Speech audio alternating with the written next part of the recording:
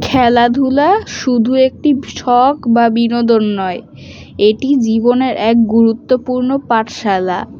আমরা যখন মাঠে নামি তখন শুধু শরীরচর্চা করি না, সেখানে শেখার এক নতুন দিগন্ত খুলে যায়।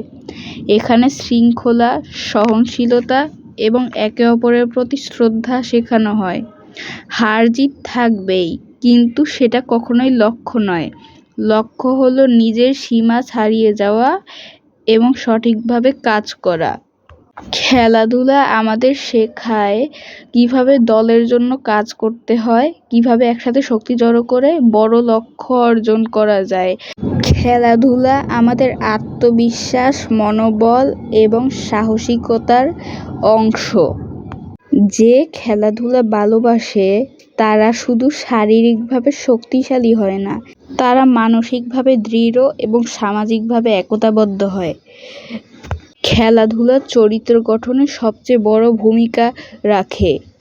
খেলাধুলার মাধ্যমে শেখা যায় জীবনের আসল অর্থ, অর্থাৎ দৃঢ়তা, পরিশ্রম এবং সঠিক পথে এগিয়ে চলা।